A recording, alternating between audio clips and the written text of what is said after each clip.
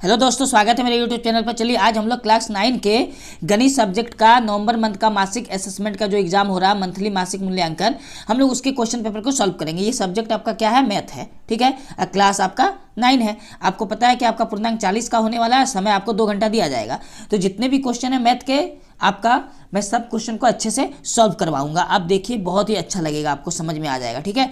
चलिए तो हम लोग क्वेश्चन को शुरू करते हैं। हाँ, अगर आपने अभी तक मेरे चैनल को सब्सक्राइब नहीं किया है तो प्लीज़ पहले आप चैनल को सब्सक्राइब करिए और बेल आइकन को आप प्रेस कर लीजिए, ताकि आप तक सबसे पहले वीडियो मेरा पहुंचते रहे। मैं बहुत ही इसी तरह का इंपॉर्टेंट वीडियो बनाते रहता हूँ, ठीक है। और अपने दोस्तों के बीच वीडियो को अधिक से अधिक शेयर करिएगा, ठीक है। अगर अच्छा लगा वीडियो तो आप लाइक जरूर करिएगा। चलिए तो हम लोग शुरू करते हैं पहला क्वेश्चन के साथ।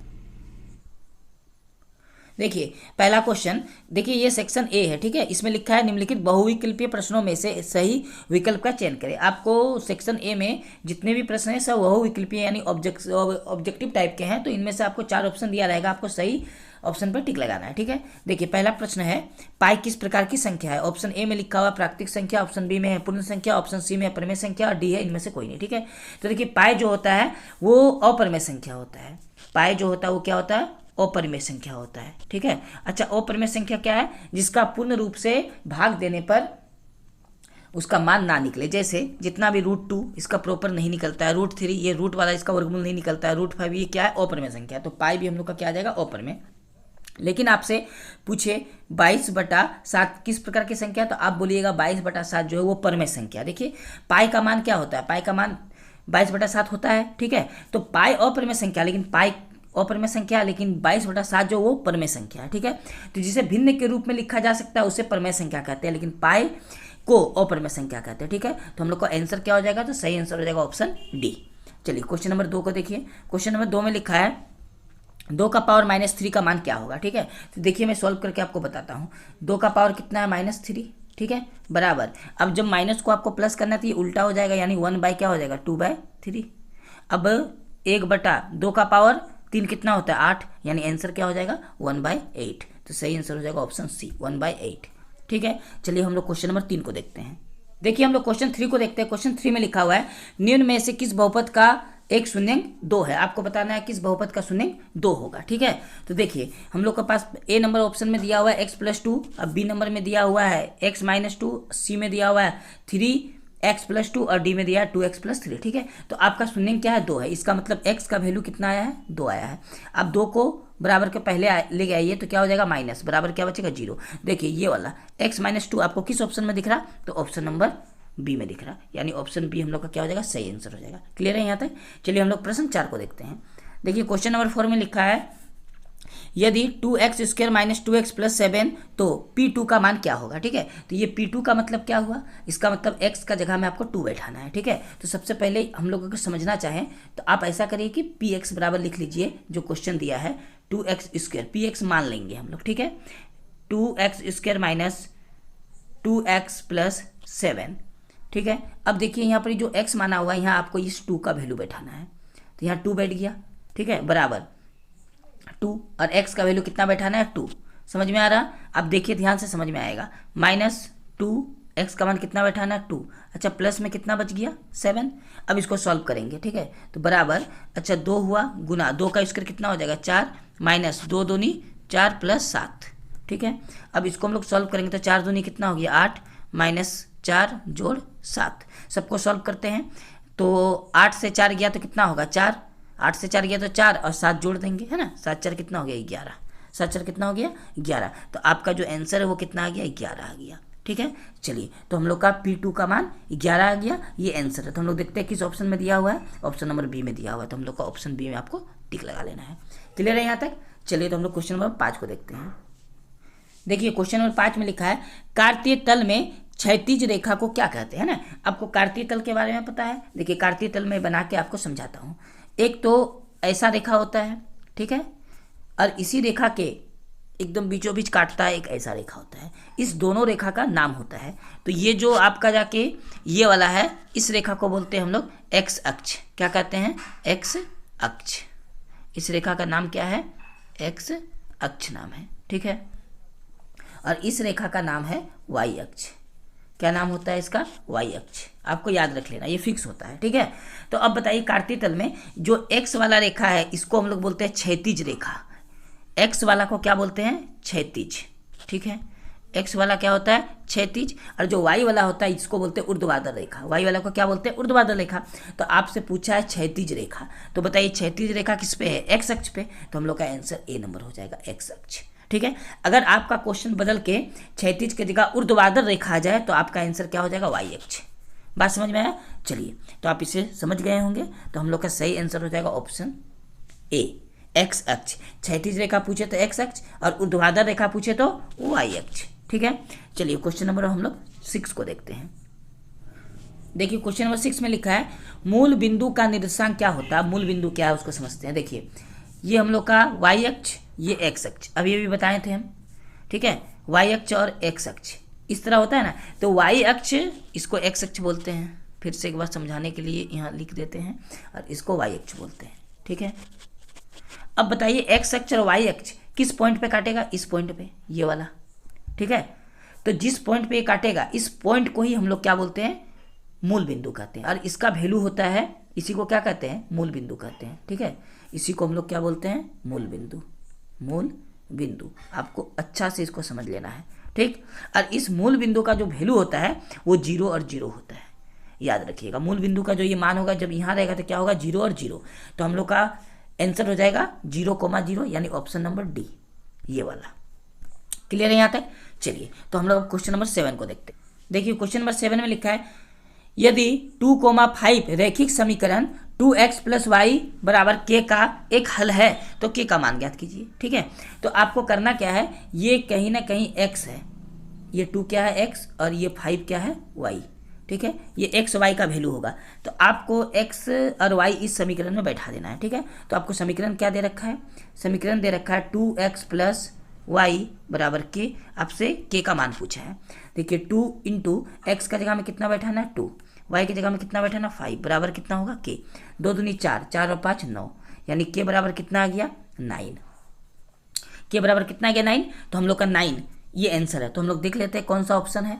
दूसरा ऑप्शन दिया हुआ है 6, और ये तीसरा 9 है, और चौथा आपका जो ऑप्शन डी है वो 12 है। तो हम लोग का आंसर कितना आया था 9, तो हम लोग का सही आंसर हो जाएगा ऑप्शन सी 9, ठीक है। तो हम लोग क्वेश्चन नंबर 8 को देखते हैं। देखिए क्वेश्चन नंबर 8 में लिखा है समीकरण 2x + 3y + 7 = 0 को मानक रूप ax + by + c = 0 से तुलना करके ज्ञात कीजिए। ये बहुत ही आसान क्वेश्चन है। देखिए आपको क्या किया हुआ है, यहाँ आपको तुलना करके ए बी सी का वैल्यू पूछा, ठीक है। तो यहाँ पर देखिए ये वाला जो है पूरा, इसका तुलना आपको इसके साथ करना है, ठीक है। तो इसमें देखिए x और x मिल गया, तो a बराबर कितना हो जाएगा यहाँ, है ना। तो आपको लिखना है a बराबर यहाँ कितना हो जाएगा 2। अब देखिए यहाँ पर जो 3y है इसका तुलना आपको by से करना है, तो y मिल गया, तो b बराबर कितना निकल जाएगा 3। इसी प्रकार 7 का तुलना करना है c से, ठीक है। तो c बराबर कितना निकल गया 7। अब देखिए ये वाला आपको कहाँ दिख रहा है, a बराबर 2, b बराबर 3 और c बराबर 7, ठीक है। तो ये आपको ऑप्शन नंबर सी में दिख रहा होगा, दिख रहा है ना। तो आप इस तरह तुलना कर लीजिएगा, ठीक है। इस तरह हम लोग समझ लेंगे। चलिए क्वेश्चन नंबर 9 को देखते हैं। देखिए क्वेश्चन नंबर 9 में लिखा है उस कोण की माप क्या होगी जो अपने संपूरक का दुगुना है ना। संपूरक क्या होता है, देखिए जब दो कोणों का योग 180 डिग्री होता है तो उसे क्या कहते हैं, संपूरक कोण कहते हैं, ठीक है। जब दो कोणों का योग क्या होता है 180, तो उसे क्या कहते हैं, संपूरक कहते हैं। इसका मतलब अगर मान लेते हैं पहला कोण a है तो दूसरा कोण क्या हो जाएगा 2a बराबर क्या हो जाएगा 180। अब इसको सॉल्व करेंगे हम लोग, तो 2 और 1 कितना हो जाएगा 3a = 180। अब 3 से आपको इसको काट देना है, 3 से ये कट जाएगा कितना बार में 60 बार में, तो a बराबर कितना हो जाएगा 60, ठीक है। a का मान 60 आ गया, 60 आ गया, तो 2a का मान कितना आ जाएगा 2 × 60 यानी 120 डिग्री, कितना हो जाएगा 120 डिग्री। तो आपसे पूछा था उस कोण की माप क्या है जो अपने संपूरक का दोगुना है, तो संपूरक का दोगुना यानी संपूरक कितना आ गया 60 डिग्री a का मान, और इसका दोगुना क्या हो गया 2a यानी 120 डिग्री। तो आपका सही आंसर हो जाएगा ऑप्शन ए 120 डिग्री, ठीक है। चलिए हम लोग क्वेश्चन नंबर 10 को देखते हैं। देखिए क्वेश्चन नंबर 10 में लिखा हुआ है नीचे दी गई आकृति में, नीचे आपको एक आकृति दिया गया है उसको अभी हम लोग देखेंगे। रेखाएं एक्स वाई और एम एन बिंदु 0 पर प्रतिच्छेदित करती है, 0 नहीं, बिंदु O पर प्रतिच्छेदित करती है, ठीक है। यदि कोण पी ओ वाई बराबर 90 डिग्री और A अनुपात B बराबर 2:3 है तो C का मान ज्ञात कीजिए, ठीक है। चलिए हम लोग चित्र को देखिए ये चित्र दिया हुआ है, ठीक है। अब इसमें से आपको दिया हुआ क्या क्या है, इसमें आपको बोल दिया था कि कोण P O और Y यानी ये वाला कोण पूरा कितना डिग्री का है, 90 डिग्री का है, ठीक है, ये दिया हुआ है। अब इसमें बताया गया है कि A अनुपात B कितना दिया हुआ है, 2:3, ठीक है, 2:3 दिया हुआ है। आपसे इस C का मान पूछा है, तो अब बताइए ये जो पूरा कोण होगा वो कितना डिग्री का होगा, 180 का होगा, है ना। इसका मतलब इसमें से ये अगर 90 है तो पूरा ये A और B कितना होगा, 90 होगा। तो हम लोग बोल सकते हैं कि कोण A प्लस कोण B बराबर कितना डिग्री, 90 डिग्री। अब इसमें आप x मान लीजिए, कोण A का मान 2 है तो हम लोग इसको 2x मानेंगे, कोण B का मान 3 आ जाएगा तो हम लोग 3x मानेंगे और इसको सॉल्व करेंगे। तो सॉल्व करते हैं, 2 और 3 कितना हो गया, 5x बराबर 90। तो x बराबर कितना डिग्री आ जाएगा, तो x बराबर आ जाएगा आपका 18। x बराबर कितना आ जाएगा, 18। अगर x का मान 18 है इसका मतलब आपका a का मान कितना आ जाएगा, तो a बराबर हो जाएगा 18 दूनी 36 डिग्री और b का मान कितना हो जाएगा, 18 को आपको 3 से गुना करना, 18 दिया 54 डिग्री, ठीक है, ये हो गया 54 डिग्री। अब बताइए ए और बी का मान हमको पता चल गया, है ना। अब बताइए यहाँ पर जो आपको रेखा एम और एन दिख रहा है, ये वाला एम और एन ये रेखा दिख रहा है ना, तो इसमें से ये वाला कोण पूरी 180 का होगा। कितना का होगा, 180 का होगा, क्योंकि एक सीधा रेखा पे इस तरफ का कोण 180 का होता है, ठीक है। इसमें से आपको बी प्लस सी का मान कितना हो जाएगा, 180। तो बी और प्लस सी का मान अगर 180 होगा, जिसमें से आपका बी का मान कितना है, 54, ठीक है, बी का मान 54 है, तो सी का क्या होगा, 180 से 54 को आपको माइनस करना है। तो 180 से हम लोग 54 को क्या कर देंगे, माइनस, 180 माइनस 54, 6 आएगा, 2 आएगा 1, यानी 126 डिग्री। कितना डिग्री, 126। तो हम लोग का आंसर क्या हो जाएगा, तो हम लोग का आंसर हो जाएगा ऑप्शन डी नंबर, 126 डिग्री होगा कौन सी का मान। चलिए समझ में आया। चलिए तो हम लोग क्वेश्चन नंबर 11 से करेंगे। लेकिन देखिए ये सेक्शन बी में, सेक्शन ए हम लोग का कंप्लीट हो गया, टोटल 10 क्वेश्चन था, ठीक है। सेक्शन बी में लिखा है निम्नलिखित प्रश्नों में किसी 4 प्रश्नों को हल करें। आपको सेक्शन बी में टोटल 5 क्वेश्चन आपके सामने है, क्वेश्चन नंबर 11, 12, 13, 14 और 15, ठीक है। इस 5 में से आपको किन्हीं 4 प्रश्नों का उत्तर देना है, ठीक है। तो हम लोग ऐसा करते हैं कि स्टार्टिंग का ये चारों प्रश्न का उत्तर को देते हैं, ठीक है। आपको 15 नंबर नहीं देना है, किसी भी 4 का देना है। तो हम लोग 11, 12, 13 और 14 इस 4 को सॉल्व कर लेंगे, ठीक है। चलिए तो हम लोग क्वेश्चन नंबर 11 को देखते हैं। देखिए क्या लिखा हुआ है।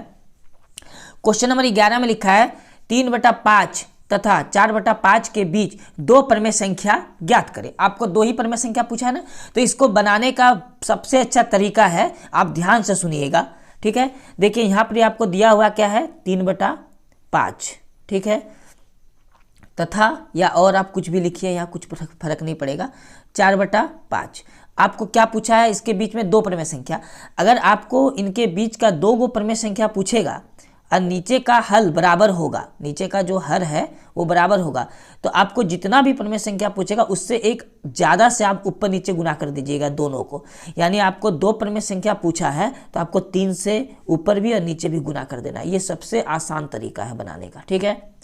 3 से गुना कर दिए। अगर आपको 4 परमेय संख्या पूछता तो हम लोग 5 से ऊपर नीचे गुना करते। अगर आपको 10 परमेय संख्या पूछेगा तो आप 11 से ऊपर नीचे गुना कर दीजिएगा।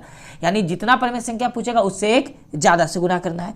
तो गुना करने के बाद आएगा क्या, आएगा 9/15, यानी 9/15 आएगा और यहाँ पर ही 12/15 आएगा, ठीक है। नीचे तो 15 है, देखिए 9 से 12, यानी 9 से 12 का बीच में क्या क्या आएगा, 10/15 और कोमा 11/15। क्यों, क्योंकि 9 से 12 का बीच में 10 आता है, 11 आता है, तो अब नीचे कितना है, 15 है, तो हम लोग का 10/15 और 11/15 ये आपका आंसर हो जाएगा। आप इसी तरह सॉल्व करके लिख दीजिएगा कॉपी में अपने, ठीक है। तो किस तरह हम लोग को बनाना है समझ में आया। सबसे पहले आपको लिखना है 3/5 और 4/5, उसके बाद दोनों को ऊपर नीचे आपको 3 से गुना कर देना है, ठीक है। ये देखिए कोमा है।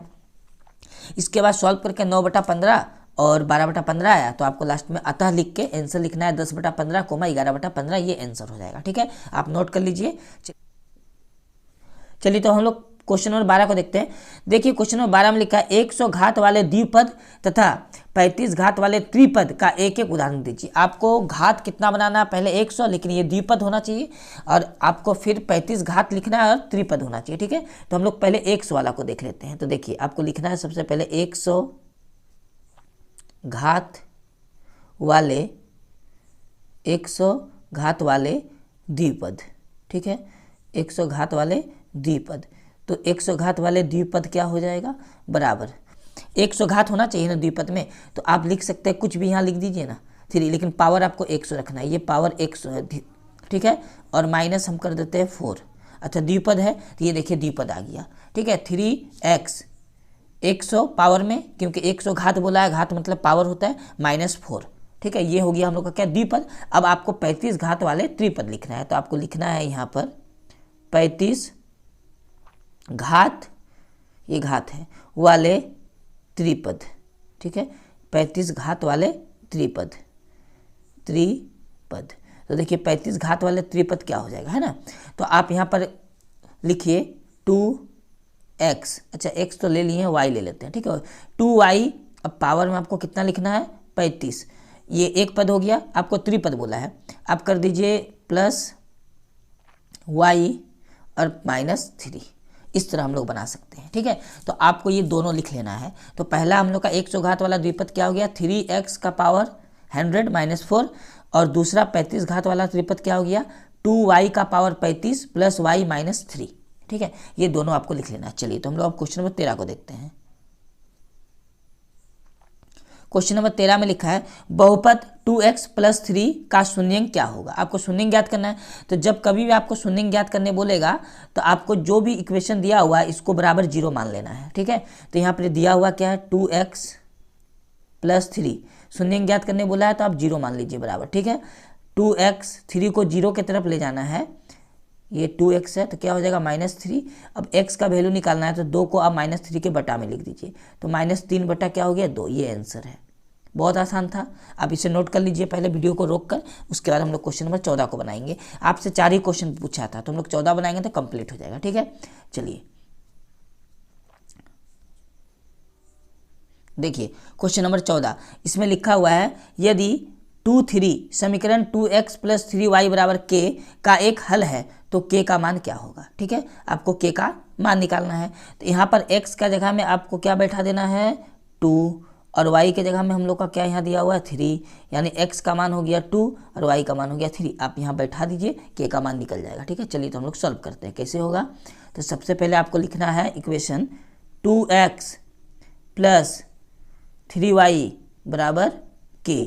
ठीक है, 2 × x का मान आपको 2 लिखना है, 3 × आपको y का मान कितना लिखना है 3, बराबर में कितना है k, 2 दूनी 4 हो जाएगा। अच्छा इधर इम्प्लाइज आप दे सकते हैं। ठीक, 2 दूनी कितना हो जाएगा 4 + 3 × 3 = 9, यानी जोड़ने पर कितना आ जाएगा 9 और 4 13, है ना, यानी k बराबर कितना आ गया 13। बस इसी तरह आपको कॉपी में अपने उतार लेना है। चलिए वीडियो को रोक के आप इसको उतार लीजिए अच्छा से। चलिए तो हम लोग का सेक्शन जो बी था, सेक्शन बी में टोटल 5 क्वेश्चन था, लेकिन आपको बनाना कितना था, टोटल 4 ही क्वेश्चन। तो 4 क्वेश्चन हम लोग 11, 12, 13 और 14 ये चारों क्वेश्चन का आंसर को हम लोग देख लिए, सॉल्व कर लिए। तो हम लोग 5 को नहीं बनाते हैं। ठीक है, 5 नहीं, हम लोग 15 को नहीं बनाते, ये 15 नंबर प्रश्न को नहीं सॉल्व करेंगे। अब हम लोग सेक्शन सी की ओर चलते हैं। देखिए सेक्शन सी में लिखा है निम्न प्रश्नों में किन्हीं 4 प्रश्नों को हल करें। फिर से आपको इसमें 5 प्रश्न दिया है, लेकिन आपको 4 ही प्रश्न बनाना है। 5 प्रश्न क्या क्या है, क्वेश्चन नंबर 16, 17, 18, 19 और 20। ठीक है, टोटल 5 क्वेश्चन है। तो हम लोग इस बार भी स्टार्टिंग का आपका 4 क्वेश्चन बनाएंगे, यानी 16, 17, 18 और 19। इस 4 को सॉल्व करेंगे, आखिरी वाला को नहीं करेंगे क्योंकि 4 ही प्रश्न सॉल्व करना है। ठीक है, चलिए तो हम लोग क्वेश्चन नंबर 16 को देखते हैं क्या लिखा है। लिखा हुआ है ज्ञात करें बहुपद gx बराबर कितना है x - 2 और px बराबर कितना है x² + 2x - 8 का एक गुणनखंड है या नहीं। तो बहुत ही आसान क्वेश्चन है, ये बोला है कि गुणनखंड है कि नहीं आपको चेक करना है। ठीक है, तो यहाँ पर जो gx आपको दिख रहा है ना, आप यहाँ से gx को 0 बना के आप x का वैल्यू निकाल के इस px में बैठाइए। अगर 0 आ गया तो गुणनखंड होगा, नहीं तो नहीं होगा। तो हम लोग क्या करेंगे, हम लोग लिखेंगे यहाँ पर x माइनस 2 बराबर 0, ये वाला, ये पूरा को 0 माने तो x का वैल्यू कितना निकल गया 2। अब ये x का वैल्यू 2 आप इसमें बैठा के देखिए, अगर इसमें बैठाने पर 0 आया तो गुणनखंड है, नहीं तो नहीं है। तो ऐसे बनाना है आपको। हम लोग फ्रेश से एक बार इसको बनाते हैं। देखिए सबसे पहले आपको लिखना है x माइनस 2 इक्वल टू 0, इसीलिए x माइनस x बराबर 2, ठीक है। तो अब यहाँ दिया हुआ क्या है, px बराबर x square plus 2x minus 8। x का वैल्यू कितना बैठाएंगे 2, x का वैल्यू यहाँ 2 बैठाएंगे तो कितना हो जाएगा 2 का स्क्वायर 4 प्लस, अच्छा 2x है, x का वैल्यू 2 है तो कितना हो जाएगा 2 दूनी 4 और माइनस कितना आ गया 8। सॉल्व करते हैं, 4 4 कितना हो गया 8 और माइनस 8। सॉल्व करने पर कितना आएगा 8 घटाओ 8 कितना होता है 0। अच्छा 0 आ गया, इसका मतलब गुणनखंड है, ठीक है, गुणनखंड है। तो हम लोग का जो आंसर हो जाएगा वो क्या हो जाएगा, हाँ, क्या हो जाएगा आंसर, हाँ, गुणनखंड है। क्लियर है यहाँ तक? हम लोग को ज्ञात करने बोला था तो ज्ञात हो गया। इसी तरह वीडियो को रोक के आराम से उतार लीजिए, ऐसे ही बनाना है आपको कॉपी में, ठीक है। चलिए तो हम लोग अगला 17 नंबर क्वेश्चन को देखते हैं। देखिए 17 नंबर क्वेश्चन में लिखा है बहुपद x square minus x minus 6 का गुणनखंड करें। इसका फैक्टर करना है, बहुत ही आसान है फैक्टर करना। सबसे पहले हम लोग प्रश्न को लिखते हैं। प्रश्न दिया हुआ है x square minus x minus 6, ठीक है। अब देखिए आपको करना क्या है ना, ये जो फैक्टर होगा किस तरह होगा, आपको ऐसा 2 नंबर सोचना है जिसको गुना करके तो 6 आए लेकिन घटा के 1 आए। क्या होगा बताइए, तो वो होने वाला है 3x और प्लस माइनस माइनस होता है ना 2x, ठीक है, माइनस 6। देखिए किस तरह हुआ, आप 3x को 2x से घटाइएगा तो 1 आएगा और 2 को 3 से गुना करके 6 आएगा, तो ये फैक्टर है।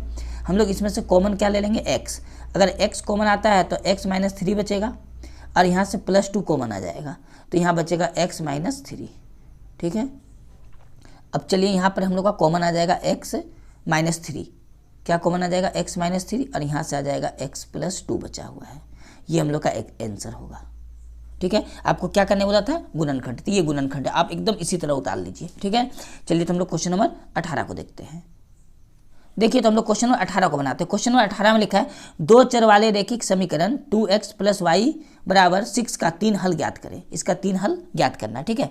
तो आपको क्या करना है, x का एक बार मान 0 मानना है, एक बार 1 मानना है, एक बार 2 मानना है, तो y का 3 मान निकल जाएगा, ठीक है। तो चलिए यहाँ लिखिए जब x बराबर 0, जब x बराबर 0, ठीक है, तो क्या हो जाएगा 2 इंटू 0 प्लस वाई बराबर 6।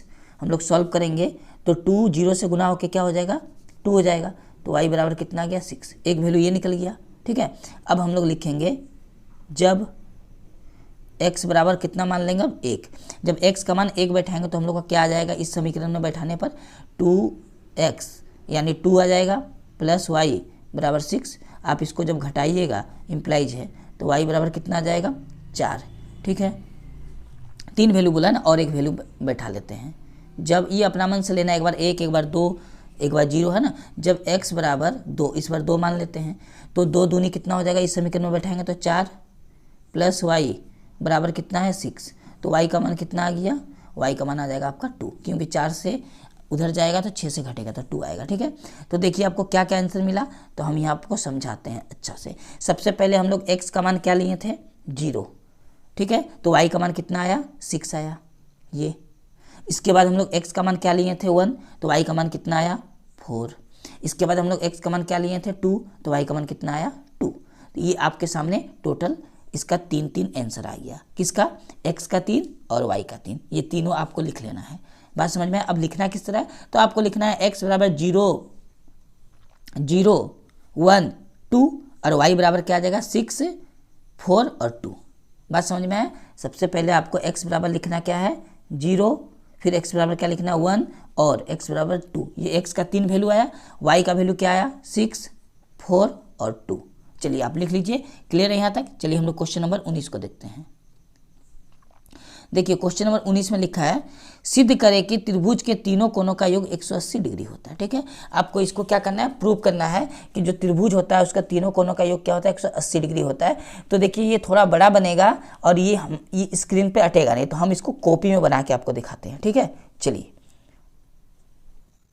चलिए तो हम लोग क्वेश्चन नंबर 19 को प्रूव करते हैं, ठीक है, जिसमें आपसे बोला था त्रिभुज के तीनों कोनों का योग कितना होता है 180 डिग्री होता है, यही बोला था। तो इसको हम लोग प्रूव करते हैं। देखिए तो सबसे पहले आपको लिखना है, दिया है क्या, दिया है त्रिभुज ABC। उसके बाद आपको सिद्ध करना है, वो लिखना है कोण A प्लस कोण B प्लस कोण C बराबर 180 डिग्री। चलिए हो गया। आप पहले ये चित्र को नोट कर लीजिएगा, ठीक है।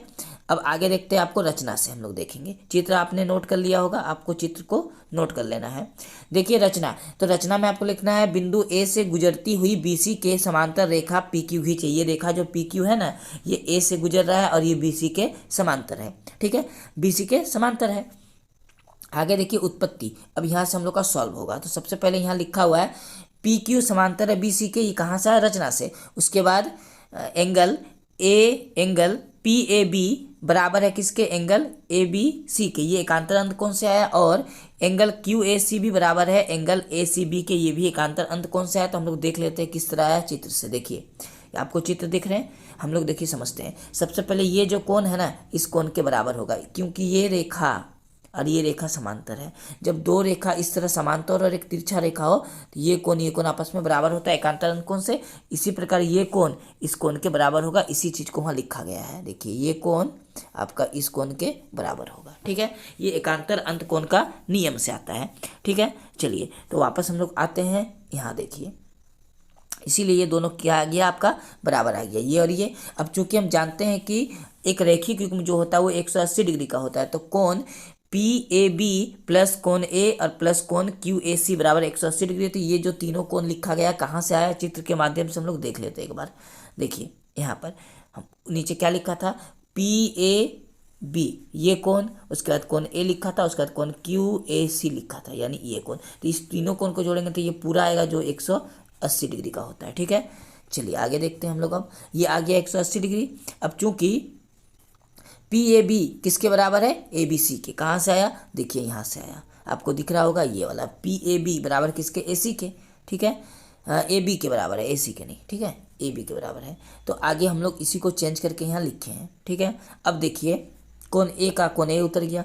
अब QAC जो कोण QAC है वो किसके बराबर है, QAC ACB के एकांतर अंत कोण से आया था, तो यहाँ ACB आपको लिखना है, ठीक है। अब चूंकि यहाँ पर बीच में B है तो आप अकेले में कोण B भी लिख सकते हैं, कोण A को यहाँ उतारा गया और ACB को हम लोग कोण C भी लिख सकते हैं। तो इस तीनों कोणों का योग 180 आ गया, जो इसी को हमको प्रूव करना था। तो लास्ट में आपको लिखना है अतः कोण ABC बराबर 180 डिग्री।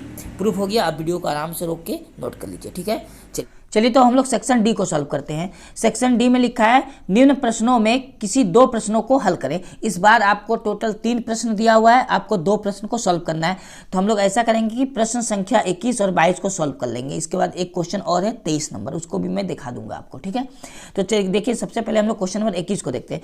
क्वेश्चन नंबर 21 में लिखा है यदि Px बराबर x² माइनस 2x प्लस 3 हो तो P1 P5 P0 P-1 और P-2 का मान क्या होगा, ठीक है। तो ये क्या बोला है, इसमें आपको एक बार x का मान 1 बैठा के सॉल्व करना है, एक बार x का मान आपको 5 बैठाना है, एक बार x का मान आपको 0 बैठाना है, एक बार x का मान -2 बैठाना है, एक बार x का मान -1 और -2, इस तरह आपको बैठा के सॉल्व करना है। टोटल 1 2 3 4 5 बार ये बनेगा, 5 आंसर इसका आएगा, ठीक है। चलिए तो हम लोग इसका सॉल्यूशन को देखते हैं। ये बड़ा बनेगा तो हम लोग कॉपी में इसको बना के देखते हैं कैसे बनेगा, ठीक है।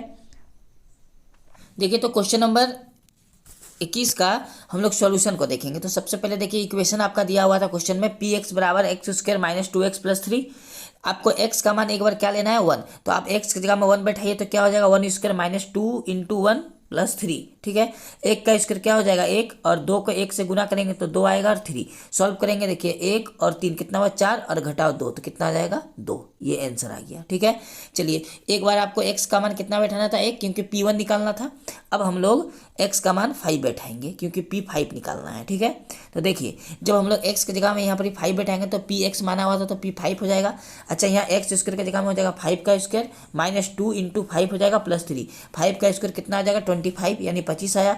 2 को 5 से गुना करेंगे तो -10, क्योंकि ये माइनस है तो माइनस उतरेगा, 10 आया 3, 25 और घटाओ 10 कितना गया 15, 15 जोड़ 3 कितना हो जाएगा 18, यानी हम लोग का आंसर कितना आ गया P5 का मान आ गया 18। ठीक है, चलिए अब P का मान हम लोग को Px का मान अब निकालना है। x की जगह में कितना बैठाएंगे हम लोग, 0। देखिए x की जगह में 0 बैठाएं। ठीक है, तो यहाँ एक्स स्क्वायर था तो 0 स्क्वायर हो जाएगा, -2 गुना 0 हो जाएगा और 3। 0 का स्क्वायर 0 होता है, 2 को 0 से गुना करेंगे तो क्या आएगा 0 और 3 का 3, तो सॉल्व करके आएगा 3। ये 3 आपका आंसर आ गया। ठीक है, अब हम लोग x का मान कितना ले लेंगे, -1। ठीक है, देखिए तो ये x की जगह में -1 बैठा तो -1 का स्क्वायर -2 इंटू -1 प्लस 3। सॉल्व करेंगे, -1 का स्क्वायर 1 होगा, 2 को 1 से गुना करेंगे 2 और माइनस गुना होकर क्या हो गया प्लस, और ये 3 उतर गया, सबको जोड़ेंगे तो कितना आ जाएगा 6। ये हम लोग का क्या आ गया आंसर। आप वीडियो को रोक के आराम से लिख लीजिएगा। ठीक है, चलिए अब हम लोग का x का वैल्यू कितना बैठेगा, तो x का वैल्यू आपका -2 बैठेगा, तो -2 का स्क्वायर हो जाएगा और 2 इंटू -2 और प्लस 3, तो -2 का स्क्वायर 4 होगा, माइनस माइनस प्लस हो गया और 2 दूनी 4 और प्लस 3, सबको जोड़ेंगे तो कितना आएगा 4 4 8 और 3 11, यानी 11 आंसर आ गया। ठीक है, इस तरह आपको मान निकालना है बैठा के, क्योंकि क्वेश्चन में बोला था P1 P5 P0 P-1 और P-2 का वैल्यू निकालने के लिए, तो हम लोग निकाल लिए। आराम से आप वीडियो को रोक रोक के नोट कर लीजिएगा। ठीक है, चलिए तो अब हम लोग क्वेश्चन नंबर 22 को देखते हैं। देखिए तो हम लोग क्वेश्चन नंबर 22 को करते हैं। क्वेश्चन नंबर 22 का पहला क्वेश्चन लिखा है, कार्तीय तल में किसी बिंदु की स्थिति निर्धारित करने वाले ऊर्ध्वाधर रेखा का क्या नाम है। तो ऊर्ध्वाधर रेखा को हम लोग क्या बोलते हैं, वाई अक्ष बोलते हैं। तो आपका आंसर हो जाएगा, आप आंसर में लिखिएगा वाई अक्ष। क्या लिखना है आपको, वाई अक्ष। ठीक है, और क्षैतिज रेखा बोलेगा तो आपको क्या लिखना है, एक्स अक्ष। ठीक है, चलिए क्वेश्चन नंबर देखिए, इसका 22 का 2 में दिया है, मूल बिंदु के निर्देशांक क्या होता है। तो आपको मूल बिंदु का निर्देशांक 0,0 लिखना है। मूल बिंदु का निर्देशांक क्या लिखना है, 0,0। ठीक है, ये आंसर हो गया। देखिए इसका 3 नंबर में दिया है, बिंदु 4, -5 का कोटि का मान क्या होगा। इसका कोटि क्या होगा, देखिए पहला जो x वाला होता है उसको हम लोग भुज बोलते हैं, उसके बाद वाला कोटि बोलते हैं। तो आपका कोटि क्या हो जाएगा, तो कोटि -5 हो जाएगा। कोटि क्या हो जाएगा, -5। ठीक है, y वाला को हम लोग क्या बोलते हैं, कोटि, तो कोटि बराबर हो जाएगा -5। अगर भुज पूछे तो 4 आंसर आएगा। देखिए इसका 4 नंबर में दिया है, बिंदु 2,3 का भुज क्या होगा। भुज पूछा है तो पहला वाला भुज होता है, यानी x वाला भुज होता है। तो आपको लिखना है, ये आंसर बता रहे हैं हम, है ना, भुज बराबर क्या हो जाएगा 2। ये आंसर है सारा, आपको देख के लिख लेना है। देखिए यहाँ बोला है 5 नंबर में, बिंदु -4,5 किस चतुर्थांश में स्थित है। देखिए x अगर मान लिया जाए माइनस में है और y किस में दिया हुआ है, ये x, ये पहला वाला x होता है, दूसरा वाला y होता है। ठीक है, तो x का मान माइनस में है लेकिन y का मान किस में है, प्लस में। अगर ऐसा हो जाए कि x का मान माइनस में आ जाए और y प्लस में आ जाए तो वो दूसरा चतुर्थांश में होता है। तो आपको लिखना क्या है, दूसरा चतुर्थांश, है ना, द्वितीय चतुर्थांश। चलिए आप लिख लीजिए, द्वितीय चतुर्थांश। कौन सा चतुर्थांश, द्वितीय चतुर्थांश। ठीक है, द्वितीय चतुर्थांश आप लिख लीजिएगा यहाँ, चतुर्थांश। क्लियर है यहाँ तक। चलिए कौन सा चतुर्थांश, द्वितीय, तो इसका हो जाएगा दूसरा चतुर्थांश। चलिए तो हम लोग का 2 ही क्वेश्चन बोला था सेक्शन डी में, हम लोग को 23 नंबर नहीं बनाना है। क्वेश्चन नंबर जो यहाँ 23 दिया है ना, नहीं बनाना है, नीचे आकृति भी है। चलिए तो हम लोग का ये पूरा कंप्लीट हो जाता है, सेक्शन डी तक ही था। ठीक है, अगर आपने अभी तक इंपॉर्टेंट वीडियो डालते रहता हूँ, आपका काम का है, आपके एग्जाम से रिलेटेड जितने भी चीज़ आते रहते हैं मैं वीडियो डालते रहता हूँ। ठीक है, हाँ, अगर आपको वीडियो अच्छा लगा तो लाइक करिए, शेयर करिए। ठीक है, मिलते हैं अगले वीडियो में, तब तक आपका बहुत बहुत धन्यवाद।